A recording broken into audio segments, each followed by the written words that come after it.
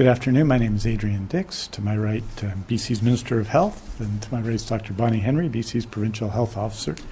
This is our COVID-19 briefing for British Columbia for Tuesday, December the 7th. We're honored to be here on the territory of the Lekwungen-speaking people of the Songhees and the Esquimalt First Nations, and with that, it's my honor to introduce Dr. Bonnie Henry. Thank you very much and good afternoon. Today we'll be sharing our latest updates on our COVID-19 public health response and our vaccine program. However, before we get to the update, I do want to begin by acknowledging that yesterday was the National Day of Remembrance and Action on Violence Against Women. And this Day of Remembrance is also part of the International 16 Days of Action Against Gender-Based Violence. We know that COVID-19 has been a heavy burden on all of us, but for some it has been significantly more. If you have or you know someone who's been experiencing violence, please know that it is not right and there are resources to help you. Call or text 1-800-563-0808 or contact Victim Link at victimlinkbc at bc211.ca. Let's all of us pause and remember the people we have tragically lost and speak out against gender-based violence in all its forms.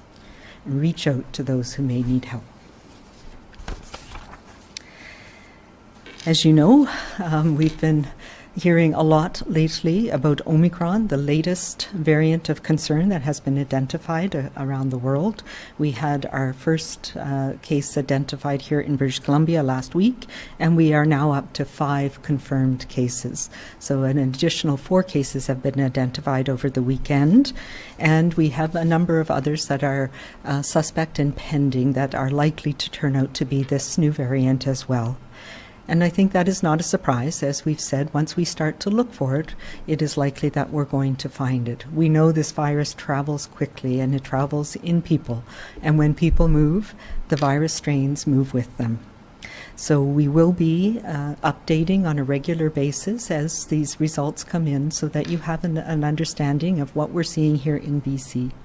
And just to give a little bit of a picture, the 5 identified so far, 3 of them have been fully vaccinated with 3 different vaccination programs. 2 people were unvaccinated. They ranged in age from 18 to 60, and all of them are associated at this time with international travel to places like Nigeria, Egypt, a number of countries in South Africa, and Iran. We will continue to do whole genome sequencing, and we have a rapid process for doing that now at the lab.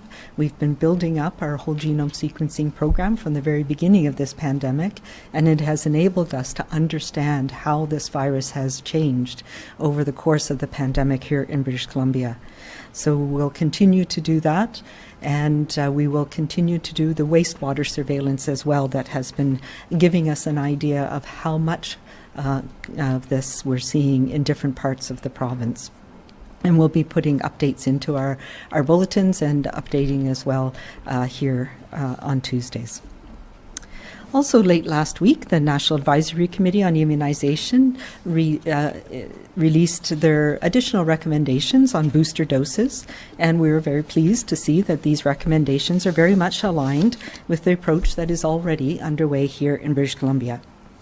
And what we have seen here is that breakthrough cases of COVID-19, so cases that caused people to be hospitalized in particular, we were starting to see in people in an older age group. And of course, people over age 70 and over age 80 were the highest priority for our vaccination program, which is kind of hard to believe, started a year ago this next week. And what we saw were that we saw an increase in breakthrough cases leading to hospitalizations in older people, and that's why we focused on that group first. At the end of September, we invited those clinically immunosuppressed amongst our clinically extremely vulnerable populations for an added dose. So this was a dose 3 to the primary series. And in order to better protect people whose immune system don't respond as well. So also in the NACI recommendations on Friday is the data that recommends that a booster dose be offered to people who have had this 3-dose primary series. So we will be doing that as well.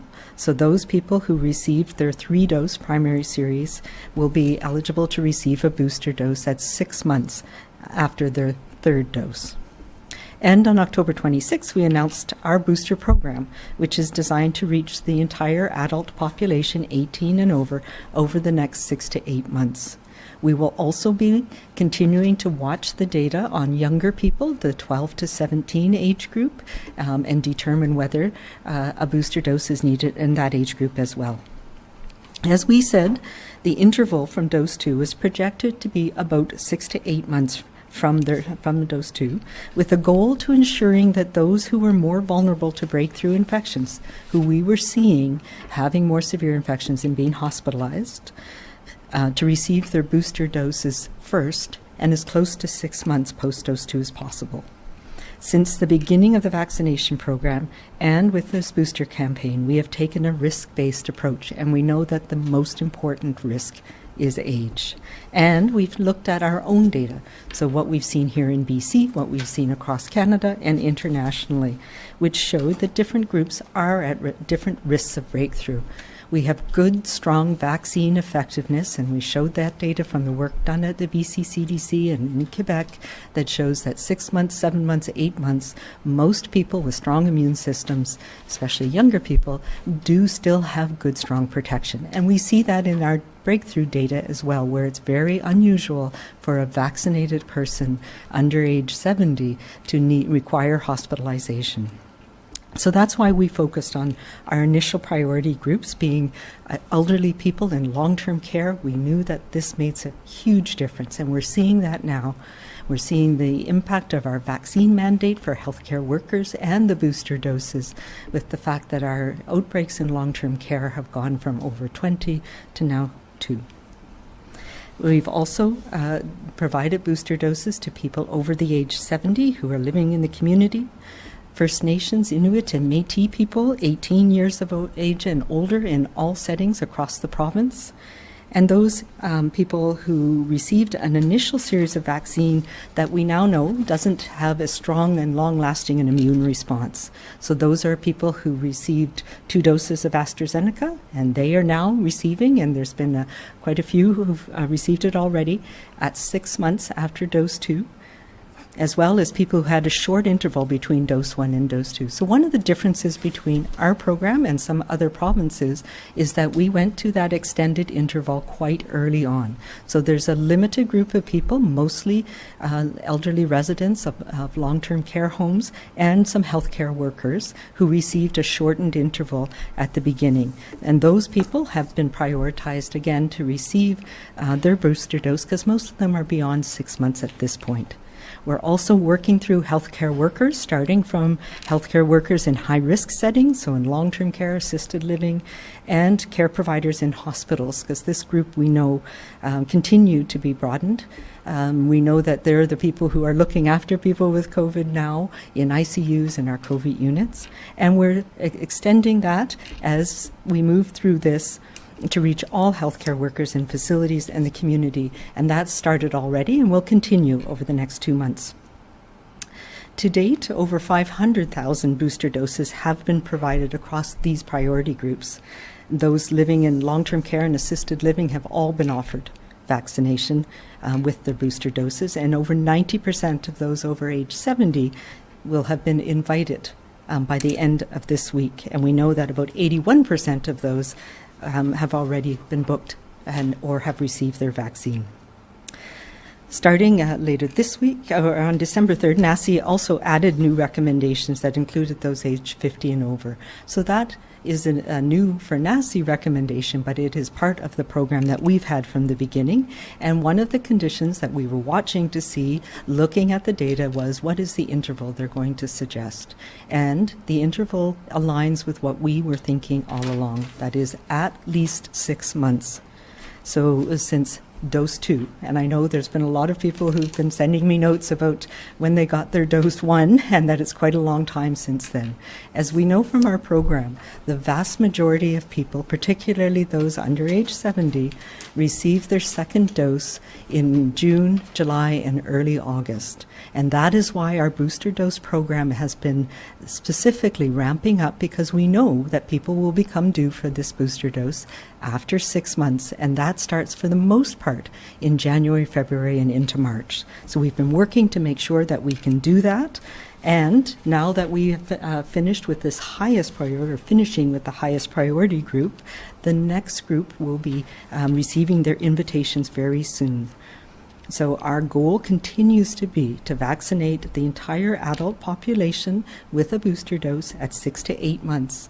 And again, in the NACI guidelines that came out last week, they did show that there's increasing evidence that waiting that extra bit of time, up to 8 months, gives longer lasting protection from the booster dose as well, for the very same reasons that we saw of increasing the interval between the dose 1 and dose 2. So we are ahead of our plan, and we'll be inviting those in the 65 plus at about 6 months, starting the end of this week and early into next week. So please wait for your invitation. It is coming. We are making really good progress with this, and it will be rolling out, as we know, over the next few weeks. And the other priority group we're looking at is the remaining people in our clinically extremely vulnerable group, those who are not immunosuppressed but are at highest risk of having more severe illness. And we'll be looking to invite you to come for your booster dose in the coming weeks as well. After that, we're going to focus, as we did from the beginning, on age cohorts. So most people under age 65 will start to receive their invitations early in January, and it will be mostly at 6 months, and we'll go down from there. So we know that this is a strategy that will allow us to tailor our clinics to make sure we have the vaccine available for people, and that will optimize the protection that you get from the primary series and get the booster dose at a time that optimizes the length of protection from the booster dose as well. And one of the things that we're doing to make this easier as we come into this large group of people who will be eligible in the coming weeks is we're partnering with pharmacies across the province. We've been making sure that these participating pharmacies are linked to our BC's Get Registered system. That means that when you receive your invitation to get your booster dose, your local pharmacy will show up on your list of available locations for your appointment. So you don't need to call different pharmacies and check availability. You can book directly through the Get Registered system. So anybody now who's going to be due for your booster dose in the coming months, you can check on Get Registered to make sure that you're in there. And when you receive your invitation, pharmacies as well will be options for you. And we'll have more information to share on this soon. The other thing I want to mention is people who wish to complete their AstraZeneca series, and I know a lot of people have been getting second dose with an mRNA vaccine, but if you've had 2 doses of AstraZeneca, or if you're waiting for your second dose of AstraZeneca, we've been told that we will be receiving some. We were hoping it would be earlier this week, but it looks like it'll be late this week or early next week, and we'll be reaching out to people who are due for your second dose of AstraZeneca. So that's people who had it in August onwards, to arrange an appointment for your dose 2. If you don't hear anything by the end of next week, you can call the call center at 1-833-838-2323 and let them know that you want to go on the list for your second dose of AstraZeneca.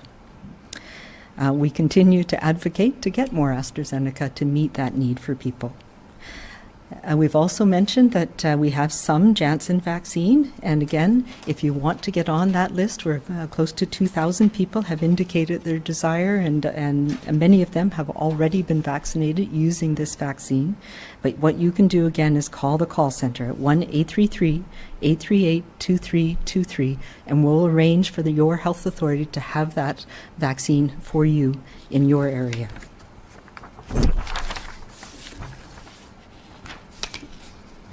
Finally, I know we have our new children's 5 to 11 program is well underway in the health authorities, and we encourage parents to continue to register their children in the Get Vaccinated BC and to get their invitations. And I understand for many parents this has been something that they've been watching and have some concerns and have questions. And if you do have questions, I want to point to some places you can go to get the information you need. And I want to assure people these vaccines are fully authorized vaccines, that Health Canada has conducted a thorough review of the data and the research on their safety and effectiveness, and we can trust that independent review. I'm very confident in the safety and effectiveness of this vaccine, and we've seen now that millions of children across the US and Canada and around the world have been safely vaccinated in the last few weeks. The protection this vaccine provides far outweighs the very small risks that we see with any immunization program, including these ones. If you do have questions, we have some really great resources out there for you. In particular, I recommend that you talk to your children and go and review some of these resources together.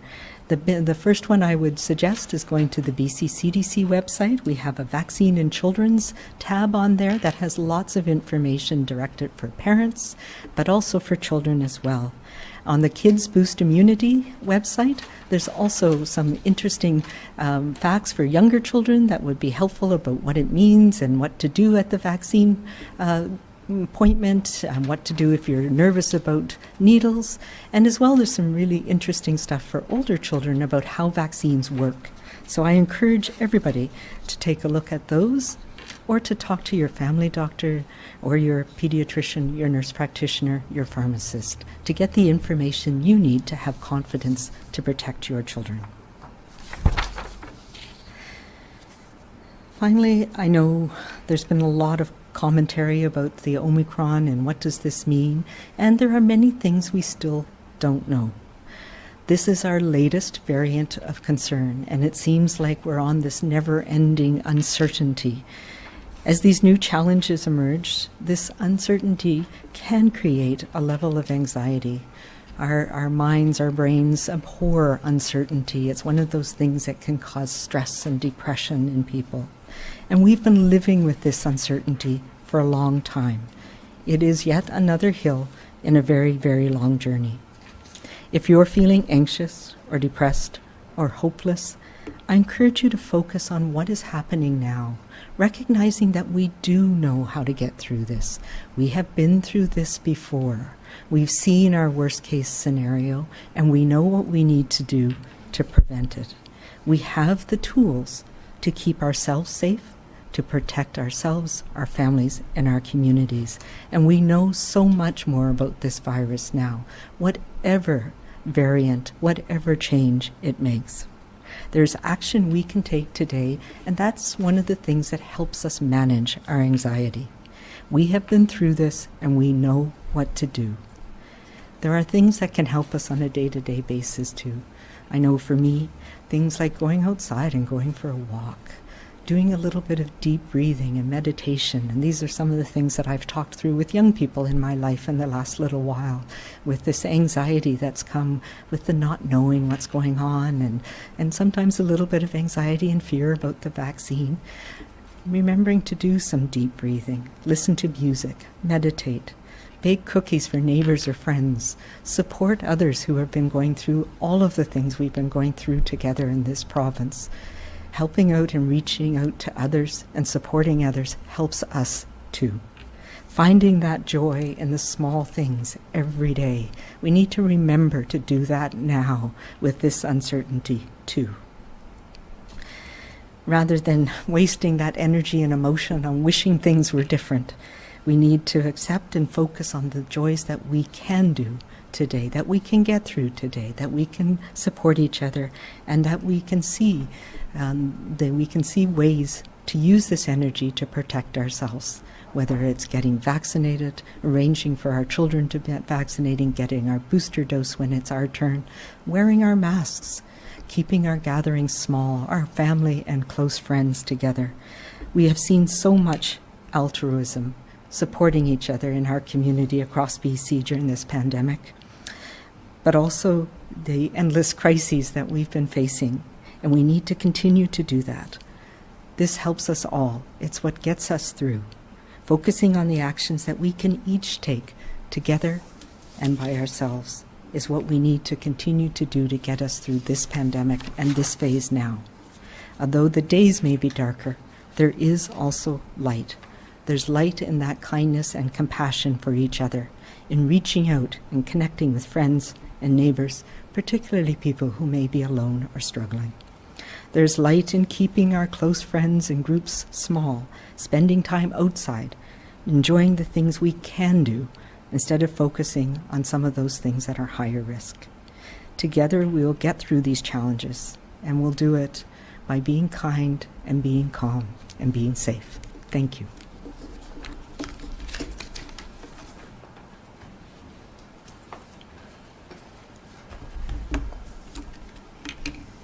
Thank you very much, Dr. Henry. Just to start with, I want to briefly comment on a situation in Prince George. As you know, yesterday the RCMP received reports of protesters at a vaccine clinic in the city and reminded the public of the new Access to Services Act. We recognize, of course, that there are differing opinions in society, and people do have the right to express those opinions. We also have the obligation to ensure that healthcare staff and vaccine clinic patrons feel safe and able to access services and do their work without being obstructed or confronted or made to feel unsafe. Getting a vaccine can be a stressful experience for some children and parents, needless to say, to begin with. And they don't need the added stress that being confronted presents.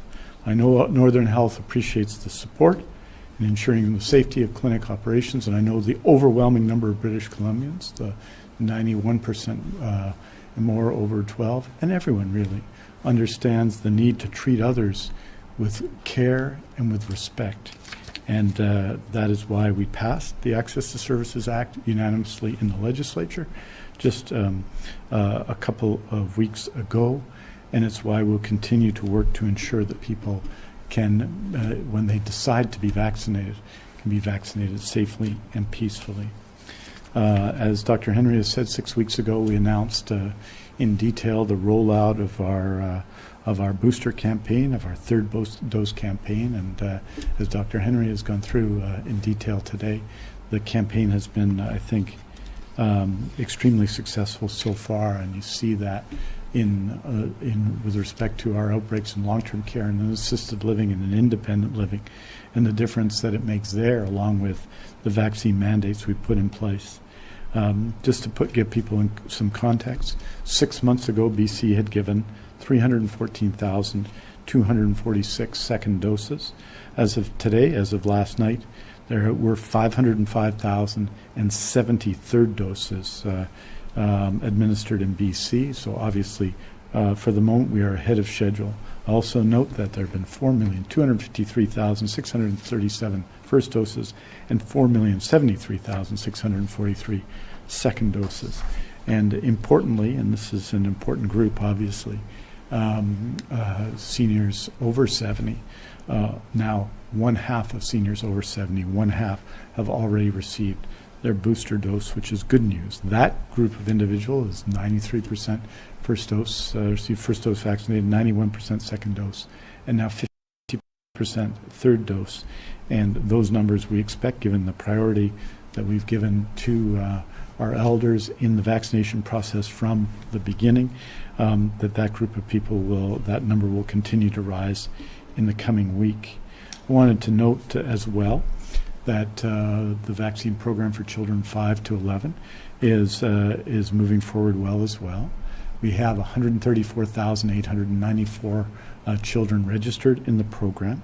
113,121 have booked appointments as of 11 o'clock today. And as of 11 o'clock today, 33,186 vaccines have been administered to children 5 to 11. So that is starting and it's going, and I want to thank all of those involved in our vaccination programs.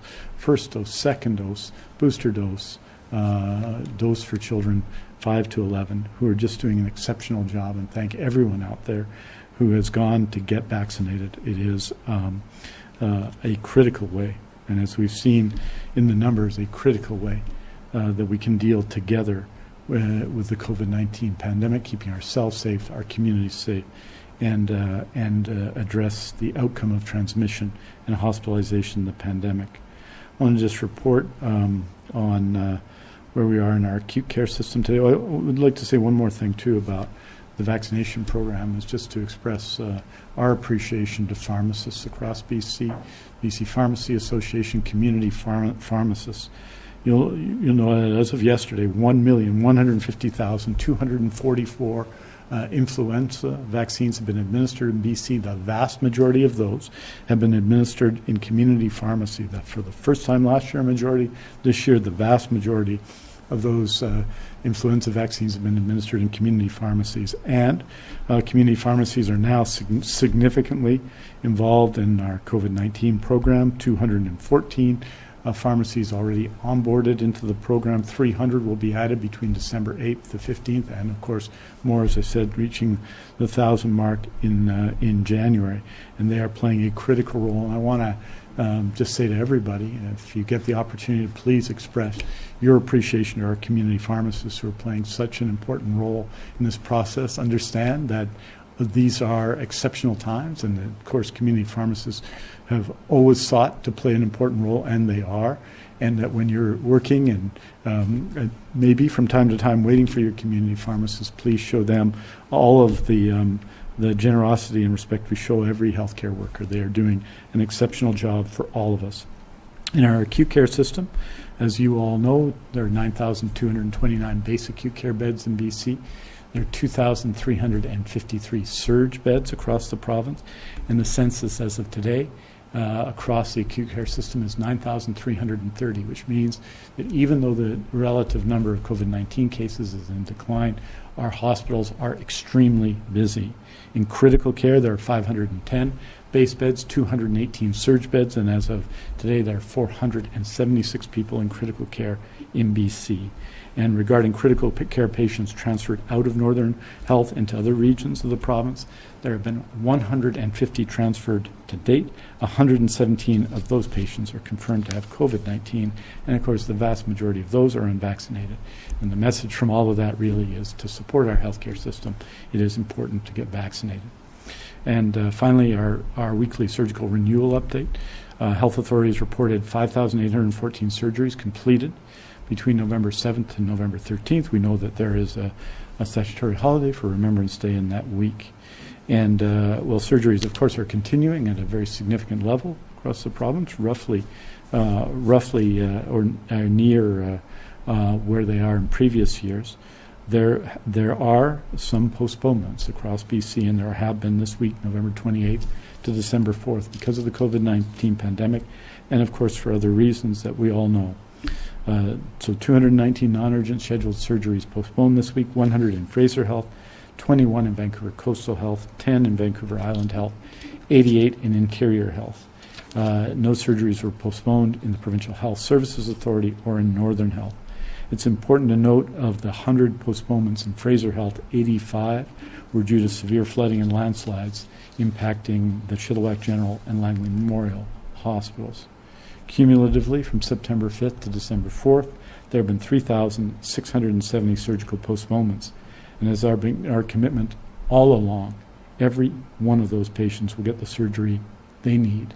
Our commitment stands, and the work that we continue to do across our healthcare system demonstrates that commitment. Two things matter right now. The first is that while we take some encouragement in seeing case counts drop and test positivity drop, we absolutely cannot in this time drop our guard when it comes to COVID-19. And while all of the discussion of the Omicron variant is important and the work being done on that question here in British Columbia, nationally and across the world is significant, we need to stay focused also on the here and now. And what's here in BC right now is the Delta variant. It's the Delta variant that seizes upon the unvaccinated to live. It's the Delta variant that's seizing upon the unvaccinated to spread. It's the Delta variant that is causing patients with COVID-19 to be transported hundreds of miles away from their families for care. And it's the Delta variant that affects our hospital, has an impact on our surgeries, and of course an impact and exhausts our healthcare teams. So if we haven't been vaccinated, we need to get vaccinated. If we have children aged 5 to 11, we need to protect them by making sure that they get their vaccination. Register today at the Get Vaccinated website or by calling 1-833-838-2323. If you're eligible for a booster and get an invitation, all of us need to get that booster. And of course, we need to wash our hands and wear our masks and follow public health measures. And if we're thinking of having people over our home or going over to someone's home, we need to be vaccinated as well. That's part of what we do out of respect for one another in a pandemic. That's our here. That's our now. And with that, we're happy to take your questions. Thank you, Minister. As a reminder to the reporters on the phone line, please press *1 to enter the queue. You're limited to one question and one follow-up. First question today is from David Molko, CTV. Dr. Henry, David Molko at CTV. In terms of the new Omicron cases, what can you tell us about the seriousness of the disease in those, whether it's the breakthrough or the unvaccinated cases? Anyone hospitalized, what regions, and any cases that were caught by mandatory tests on arrival at airports? A lot of questions there. I'm sorry about that. No, good questions. And so far, they've all been mild cases or asymptomatic cases. Yes, some have been caught on both random screening and the mandatory screening at hospital or at the airport. The initial case was one of the ones that had come, was a person who had traveled and come back to BC prior to the restrictions put in on the border. So it was a person who was followed up on and tested again. So all of them have been mild. Nobody's been hospitalized. There's been no deaths. And they've been picked up in a variety of ways, and we will continue to see that. I think we have contacted all of the initial, there was 204 with the initial countries, and then a number who were added after Nigeria and Egypt were added, and Malawi, and I'm not sure exactly what that number is, but it's somewhere around 300 or 400 people who had to come in prior to the on-arrival testing. And now we're following up on people with the on-arrival testing. David, do you have a follow-up? I do. Dr. Henry, last year about this time, you might remember there was a Vancouver choir that came up with a pandemic parody of All I Want for Christmas. I didn't ask you to sing then. I certainly am not going to today. But I did ask what you wanted for Christmas, and you answered, quote, for this to be over, end quote. And then you said for everyone to stay home, quote, so that we can get through to next year. So here we are a year later. We've got effective vaccines. We've got an enviable vaccination rate. And we have a new variant. So people wondering if they should gather together, if they should travel. So the question is, what do you want for Christmas this year? Well, I'm very thankful, actually. I think the minister is thankful you are not asking me to sing, because it is not my strength, singing. But you know, what do I want this year? I think all of us want this. I think this year we've come through a lot, and I talked a little bit about that today. But we've seen so much positive in each other, whether it's dealing with this pandemic, which has underlined everything for this last little period of 2 years. It seems endless. But look at everything else that's happened here in the province. We've had heat domes. We've had atmospheric rivers. I mean, who had even heard of those things a few years ago? We've been, and I am just, again, amazed and grateful for the altruism that we've seen people show each other through these hard times. So what I really want for Christmas is us to continue that, to change this, to combat this unrelenting uncertainty with relentless kindness. And just to remember, as we get frustrated and anxious and depressed in the darkness over this next little while, that we will get through this, and that it is being kind to each other that helps. It's recognizing that we have this common suffering, and I'm going on a bit, but you know, this is important. Where I come from, and I've said this before, we say common suffering builds strong bonds, and we have a bond here in this province, in this country, And that's what's going to get us through this next piece. So let's remember to be kind to each other, to have all of those things that we know make a difference, keeping our close friends and our family close. And yes, we need to go and visit our family who may have been affected by the floods or the fires or the other things that are happening. But let's keep it small and safe with each other, and be patient with each other as we go through this period of time too. Next question is from Rob Shaw, Check News. Dr. Henry, just on booster doses, with half of seniors over 70 now having got their third booster dose, do you now restart the clock for a fourth booster dose for them in 6 months from now? Is that your expectation, that we're on a booster dose schedule that BC will plan for actively months in advance? No. Let me make that a qualified no. We don't yet know. But looking at the way this virus has mutated and changed over time, what we need to do is focus on immunizing other parts of the world. It's where this virus transmits rapidly amongst large numbers of people that these unusual mutations or mixing and assortments can come up. And it's because that we have low levels of protection of immunity through vaccination in many parts of the world that we all have to continue to be on our guard. This virus is going to be with us. That is clear. But if we can get protection through immunization to more people around the world, so vaccine equity is the other important part of this globally.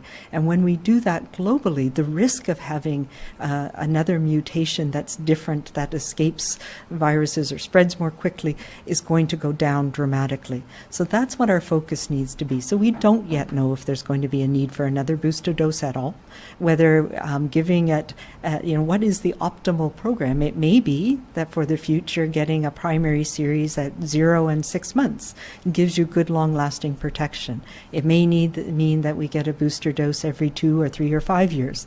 So those are questions that we'll still have to follow, but we are seeing increasing evidence, and it's been great that we're seeing this from around the world.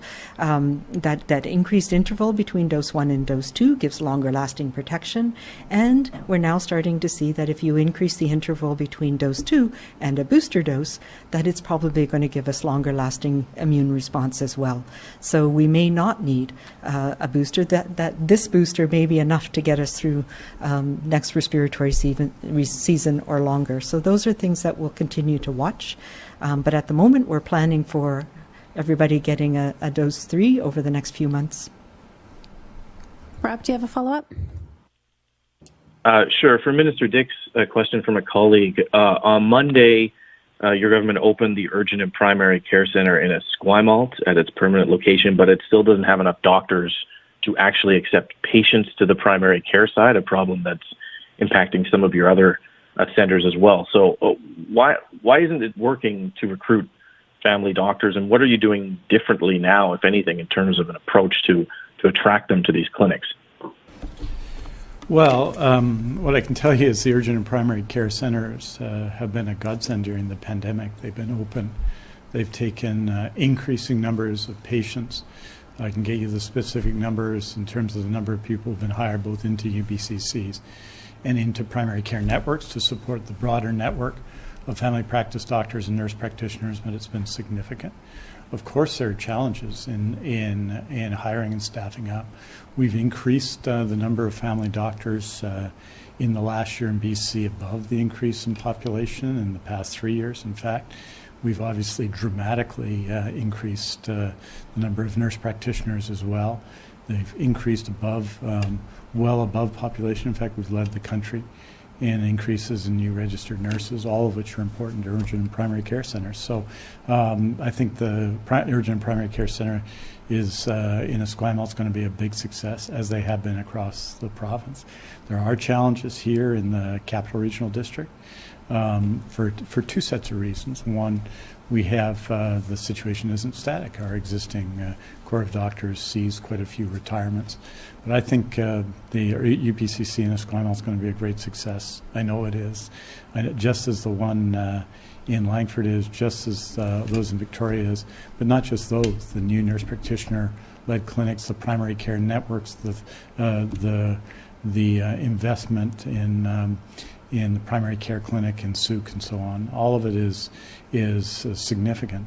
But one of the big challenges in primary care right now, and we have to face it, one of the reasons why UPCC has been important is that a lot of people over a long period of time have got their care virtually. And while that has big advantages in some ways, it has advantages sometimes for patients in that they don't have to book as much time off for themselves or for their children to get appointments. It has advantages for doctors, and of course, obviously it had advantage during the pandemic. We need to also, as much as we can, working with the doctors of BC and with nurse practitioners, restore in-person doctors' hours. But the UPCCs, I can tell you, have been fundamentally successful in BC.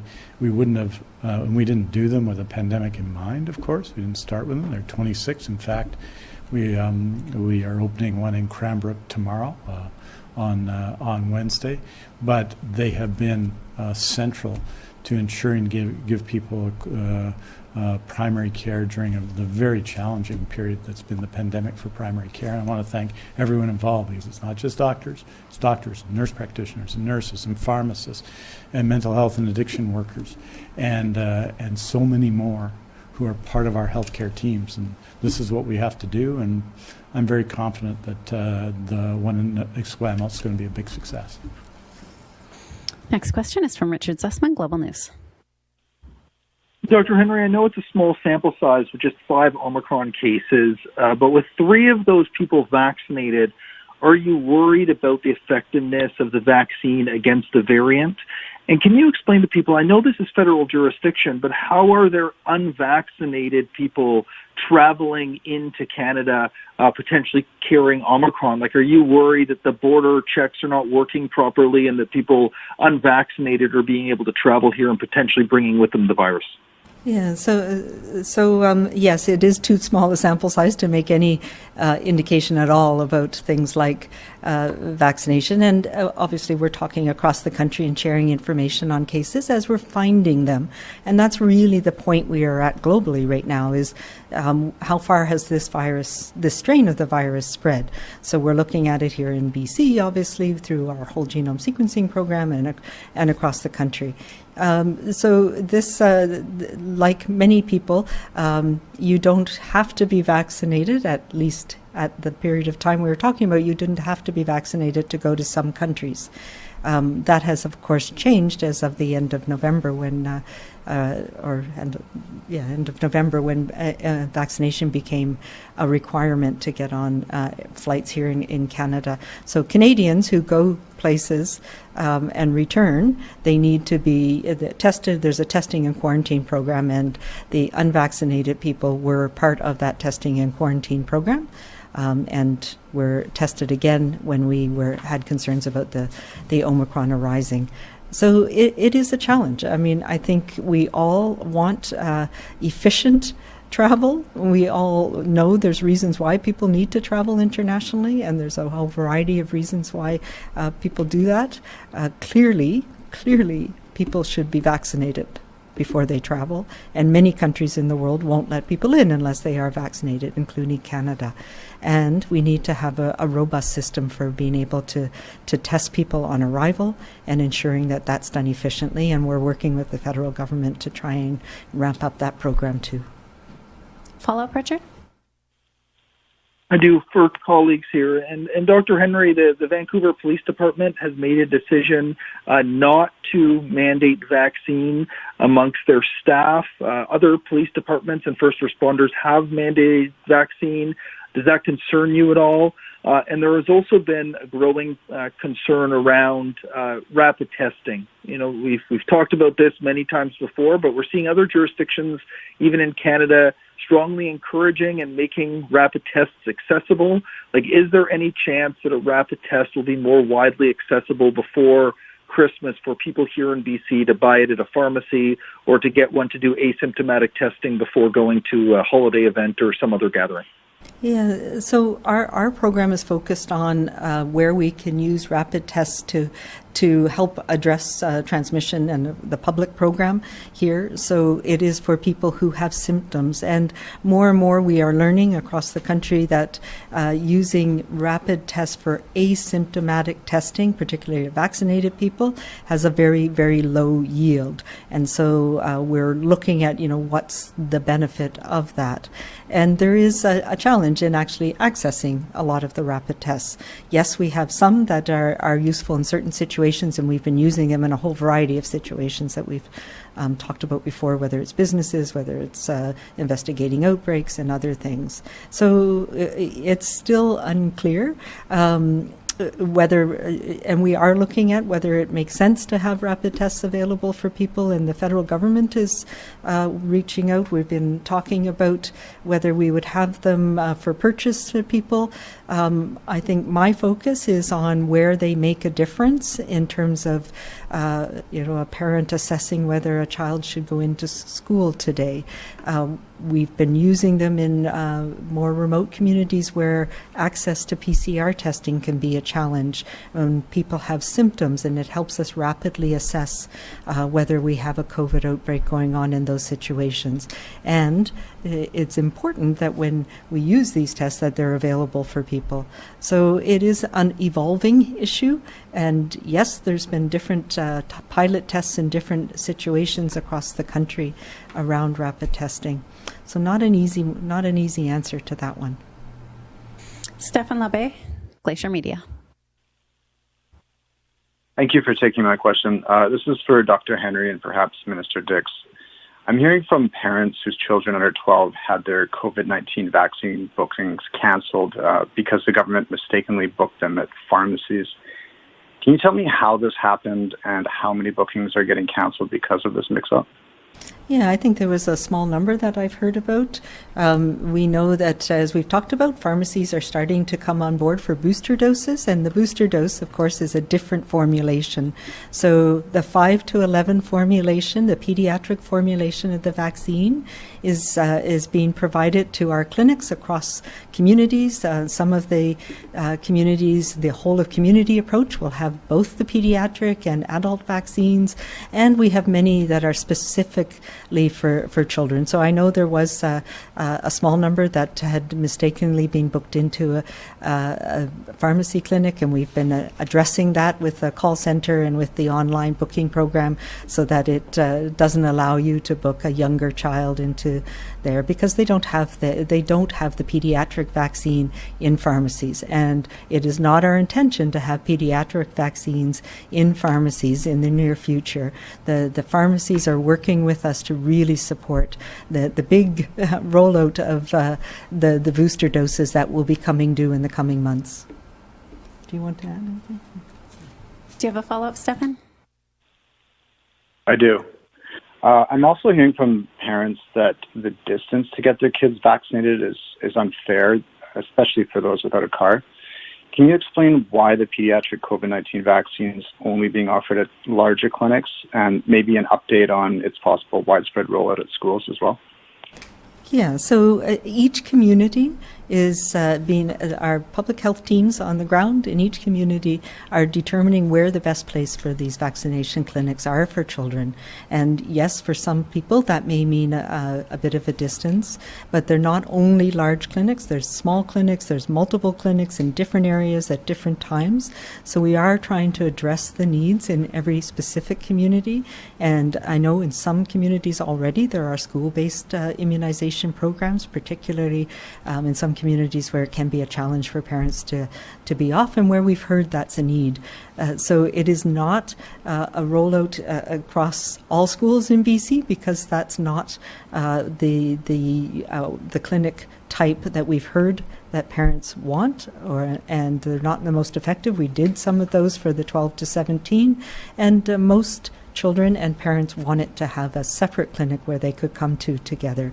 So there are some communities where that is happening, and really what we're trying to do is tailor the pediatric clinics to the needs of parents in different communities, and it varies a lot around the province, and there has been some challenges, particularly in the last couple of weeks with the road closures, with snow closures, with a few other things. So and Getting vaccine to many different places has been a challenge. It is still has to be transported under very strict cold conditions. So there are all of these operational issues, and we're trying to meet the needs of parents and communities around the province. So it will be a variety, and it will continue to be a variety. Next question is from Lisa Eusta, City News. Hi, one of the questions that we're wondering is, you mentioned that the testing the wastewater. What are you looking for when you're doing that now? Do you expect to see Omicron show up? Like, is that what you're looking for when you're checking it? We look for a variety of things. So it helps us understand if we're missing a lot of cases. So we do it's both a qualitative and a quantitative. So there's two different areas. It's mostly focused in the Lower Mainland, where we have large filtration plants. So Vancouver, and there's a couple out in the Fraser Valley area, the Surrey area as well. So what we're showing is that it actually moves the positivity we're getting goes up and down, very similar to the test positivity rates that we're seeing. So it helps us understand if we're missing a lot in a community, and then a subset of it will do whole genome sequencing of the strains that are found in the wastewater. That's a very tricky process. The whole process, I'm learning this myself, the whole process of how we do whole genome sequencing and how you get the sample. It's not a simple thing to do it in wastewater, let's just say. And our team at the BC CDC lab, and Natalie Pristojecki, who's one of the scientists who's been working on this for a long time, and Linda Huang, they've done an amazing process of developing a process that allows us to accurately test wastewater. And so that's something we've been following. I know we've put some of the information up, but I'll get a report to put up on the BC CDC website, because I do think it's really fascinating stuff that helps us understand if we're missing things. And when you have a number of different systems for surveillance and they are all aligning, that gives us confidence that we know what's going on. Lisa, do you have a follow-up? Yes, heading into the holiday, I heard Minister Dix saying that Delta is a concern, but of course, Omicron's getting all the headlines. But heading into the holidays, people are concerned about not having the boosters, but people are also concerned about getting together. Is there more concern? Are we potentially going to see more restrictions heading into these holidays, or is it going to be just, keep it as small as you can? Yeah, you know what? I don't intend to put on more restrictions. We've got the bases in place right now. We've got very high levels of immunization, and it's been so great to see in some of those communities where immunization rates were low, that as we got up above 75, 80, 85%, cases start to fall off. It makes a huge difference, even a small percentage increase of protection in many communities, and we're seeing that now in the north and in other places. So we've come down in the interior enough that we have now taken off those additional measures that were in place in the interior, and it's aligned with the province. So what we have in place, wearing masks in those important indoor places, the vaccine card is making a difference in mitigating the risk. It doesn't get rid of it entirely, but when we're in those indoor settings, whether it's a hockey game or a theater or a music concert, restaurants, it makes a difference that everybody in there is vaccinated. That reduces the risk dramatically. And we know that it reduces the risk of people having severe enough illness that they're going to end up in hospital. So staying away if you're not feeling well, regardless of what you think it is, staying away from others if you're feeling sick, keeping groups small over this period of time as we are still having transmission across the province, wearing masks in those important indoor settings. And that's one of the reasons why we added the religious services to this, knowing that that's an important part of celebrations over the next few weeks. So there was no mandate for mask wearing. It's important in those settings as well, as more people come together. And in the the vaccine mandates that we're seeing in workplaces, particularly in healthcare, are also making a difference. Cheryl Jean, CKPG.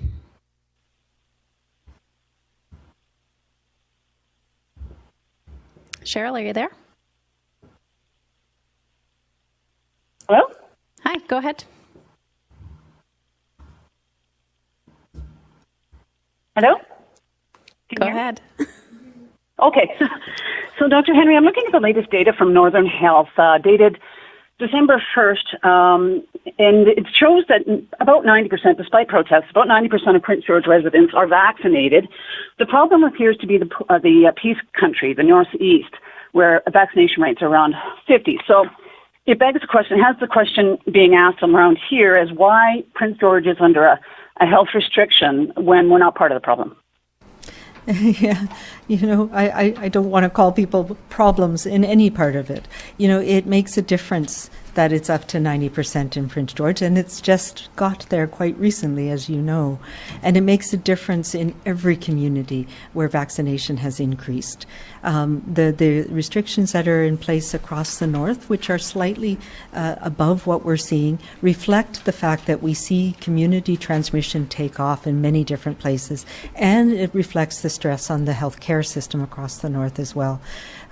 So it is a combination of measures that are designed to take us through this holiday period, to realize that we're not out of those woods yet, and we need to be cautious, and we need to be respectful of each other through this period of time so that we don't see it take off again in some of those communities. And I don't know, Minister, if you want to talk about where we've seen some of the positive change. I think we have done well in Prince George, because Prince George is an important center for all of the north. If you look at the Prince George, the 5 community health service areas, and 2 of them are rural and 3 of them are urban around Prince George, they have varying degrees of vaccination level. You're right that at Prince George City Central and Prince George Southwest, they have relatively high vaccination rates. But I would say, just in a general sense, across the north, over 12, you see that first dose immunization is quite a bit up, 82.9% compared to where it was, 76.9 second dose. I'm not going to get into the over 5 numbers yet because we're just getting started there. So but those numbers are available as well. What I do want to highlight, because you mentioned the Peace, is a really exceptional effort. I think we're closing in or have closed in on 80% in the Fort St. John area, for example, which is significant compared to where we were and reflects the extraordinary effort there. But we've got work to do, and not just in the Peace River, but in the overall rate across Northern Health. And when when Public Health and Northern Health makes the decisions about restrictions, they're reflecting test positivity, which is about 12% in Northern Health, and in the rest of BC, not counting Northern Health, under 3%. They look at hospitalizations. Well, in the last week, we have continued to move patients out of critical care in Northern Health, and they look at immunization rates overall. And so I think we're doing better. I'm very, very impressed about the effort, for example, in Fort St. John, but also the effort in other communities, such as Kitimat on the northwest side. The extraordinary efforts made in Nishka to make and to increase vaccination rates. So we have very much higher variation of vaccination rates between community health service areas in the north and a lower overall rate. And we need to continue to raise them, including in Prince George, and including in the region around Prince George. So what that tells you is that we've got to continue to work in that region to support our healthcare workers, to support our communities, because when we talk about 119 people with COVID-19 who have been flown south away from their families in critical care, all of them needing assistance breathing, all of them needing healthcare teams around them, and most of them unvaccinated, I think collectively we can do better. And I think leaders across the north, from regardless of their community or political party, have been a big part in making things better in the last few weeks. Talked about 12% test positivity. You'll know that it was 20 at one point, so that's in the right direction, but it's still 4 times higher than the provincial average. Cheryl, do you have a follow-up? I do. It's for Dr. Henry. So if the numbers don't improve around in the region by January 31st when the current order expires, is there an expectation it'll just be a perpetual order? No, our whole aim from the very beginning of this was to do the least restrictive means possible to ensure that we were trying to find that balance of keeping the virus suppressed, protecting people from severe illness and death, protecting our healthcare system, and allowing society to function as much as possible. So that's what our aim will continue to be. And I talk with the Chief Medical Officer and the team up in the north on a daily basis, and we'll be doing reassessing things as we go and trying to do what we can to make sure that we are having the least restrictive means possible. And right now we also know that every time we make a change, it causes a lot of concern for people, and we have a lot of uncertainty. And I talked about that a little bit today with introduction of new variants and other things. So what we have in place now is to stay the course. We're on a downward trajectory across the province because of what people have been doing. And that has been getting vaccinated. It means wearing masks. It means keeping groups small. It's been respecting each other. And that's how we're going to get through this next little while. And I want to get out of the order business as soon as we possibly can. We have time for one more question today. Belle Puri, CBC.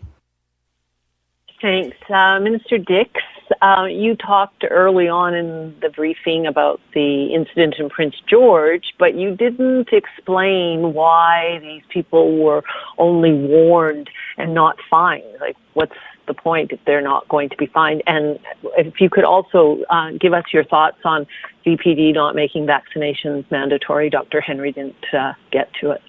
I think one thing that we have learned, of course, is that it is at the discretion of the public safety officers about how to deal with situations. And so fines are an option. There are other tools that they can use as well.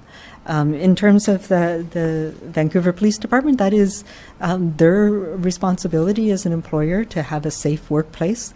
And if they have the information that there's other ways to do that, as opposed to requiring a mandate, it may be that they have an understanding of the vaccination status of their teams. They have other means of understanding it, so I can't comment. As with every employer, they have to do that assessment. I think we've set some really good examples with the Public Service Agency and others in supporting people and understanding that that immunization is the best way. That it's the most important single tool that we have, but it's not the only tool, and there are many other things that we need to do to keep each other safe as well, but vaccination is a very important one.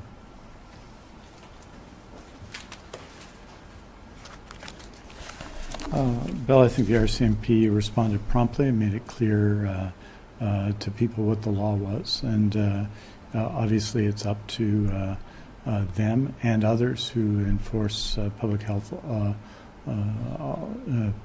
orders and other acts of the legislature, the law, of course, and other regulations in the province to use their judgment in these matters. But I can say that bothering people with vaccine clinics, especially bothering parents with their children, bothering children, is not acceptable, and I know everyone agrees with that. With respect to vaccine mandates, just make one point about the relative success of those in our healthcare system. Those are the mandates that are in place by public health order, and both in long-term care, we've seen the positive impact of them and booster shots. In our long-term care homes, 23 outbreaks on November 1st in long-term care assisted living, and in independent living, 2 in long-term care today, 1 in assisted living in Prince George at Laurier House, and that demonstrates their value. It is employers such as the public service here across BC. The public service has put its own mandate in place, and 98% of public servants are vaccinated, which is good news. And I know the vast majority, the vast majority of police officers, given where they live, especially where in health authorities, Vancouver Coastal and Fraser Health, with extremely high levels of vaccination, well over 90% for those over 18. In both those health authorities, the vast majority of police officers are vaccinated, and it's of course up to their employer and to work through what the appropriate way is to make sure that workplace is safe. But we see the vaccine mandates that have been ordered by provincial health to be very, very effective. Belle, do you have a follow-up? I do, and this is for Minister Dix. We're just going to switch up a little bit here. There's quite a disturbing story that's been unfolding over the last few days out of BC Women's Hospital, and that a person worked there from June 2020 to last June as a nurse. But this person wasn't a nurse, had no credentials or anything. And since then, this woman, Bridget Cleroux, has been arrested and charged. Dozens, possibly hundreds of women are getting letters from PHSA saying, oh, yeah, you were in the hospital during this time. And they're looking for answers. They're not getting any answers. What do you say to these people? Well, as you'll note, there have been charges laid, so those issues will be dealt with in court. There's obviously a very significant review by the Provincial Health Services Authority as to how this happened, and the kinds of letters you're talking about are appropriate actions in those reviews. Obviously, it was completely unacceptable that a person could work under those circumstances, and people at the PHSA who take their job, and especially on that site at BC Women's and Children, take their job extremely seriously, are obviously dealing with that, reviewing the circumstances comprehensively, and there will be obviously a report out on that. But I think it is absolutely the obligation of the PHSA to inform people that this has occurred so that they know, because not everyone would necessarily see it or see themselves affected in that way. So that's appropriate, as is a comprehensive review by the PHSA, which is happening, and of course the legal process is going on as it should.